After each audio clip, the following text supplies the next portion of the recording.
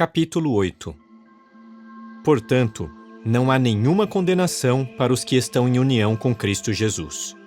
Pois a lei do Espírito que dá a vida em união com Cristo Jesus libertou você da lei do pecado e da morte. O que a lei era incapaz de fazer, visto que era fraca por causa da carne, Deus fez por enviar o seu próprio Filho na semelhança da carne pecaminosa para eliminar o pecado. E assim condenou o pecado na carne, para que as justas exigências da lei se cumprissem em nós, que não andamos de acordo com a carne, mas de acordo com o Espírito. Pois os que vivem de acordo com a carne fixam a mente nas coisas da carne, mas os que vivem de acordo com o Espírito, nas coisas do Espírito. Pois fixar a mente na carne significa morte, mas fixar a mente no Espírito significa vida e paz. Porque fixar a mente na carne significa inimizade com Deus, visto que a carne não está em sujeição à lei de Deus. De fato, nem pode estar. De modo que os que vivem em harmonia com a carne não podem agradar a Deus. No entanto, vocês não vivem em harmonia com a carne, mas com o Espírito, se o Espírito de Deus realmente mora em vocês. Mas, se alguém não tem o Espírito de Cristo, essa pessoa não pertence a ele. Se, porém, Cristo está em união com vocês, o corpo está morto por causa do pecado, mas o Espírito é vida por causa da justiça. Portanto, se o Espírito daquele que levantou a Jesus dentre os mortos mora em vocês, aquele que levantou a Cristo Jesus dentre os mortos também dará vida aos seus corpos mortais por meio do Espírito dele, que mora em vocês.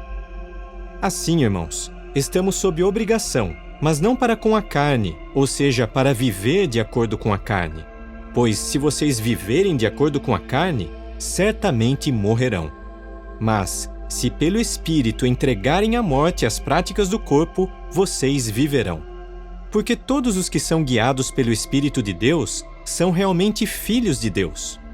Pois vocês não receberam um espírito de escravidão, que causasse novamente temor, mas receberam um espírito de adoção como filhos. E é por meio desse espírito que clamamos: Abba, Pai! O próprio Espírito dá testemunho com o nosso espírito de que somos filhos de Deus. Então, se somos filhos, somos também herdeiros, herdeiros de Deus, mas co-herdeiros com Cristo, desde que soframos com Ele, para que também sejamos glorificados com Ele. Portanto, eu considero os sofrimentos da época atual como não sendo nada em comparação com a glória que será revelada em nós. Pois a criação está esperando com viva expectativa a revelação dos filhos de Deus. Porque a criação foi sujeita à futilidade, não de sua própria vontade, mas pela vontade daquele que a sujeitou, à base da esperança de que a própria criação também será libertada da escravidão à decadência e terá a liberdade gloriosa dos filhos de Deus. Pois sabemos que toda a criação junta continua a gemer e a sentir dores até agora.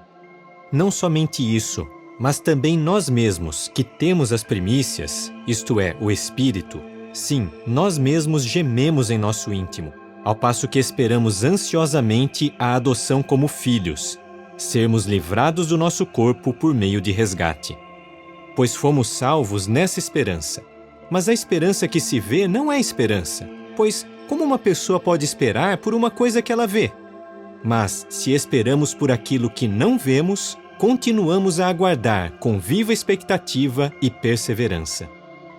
Do mesmo modo, o Espírito também nos ajuda na nossa fraqueza, pois o problema é que às vezes não sabemos o que precisamos pedir em oração, mas o próprio Espírito intercede por nós com gemidos não pronunciados.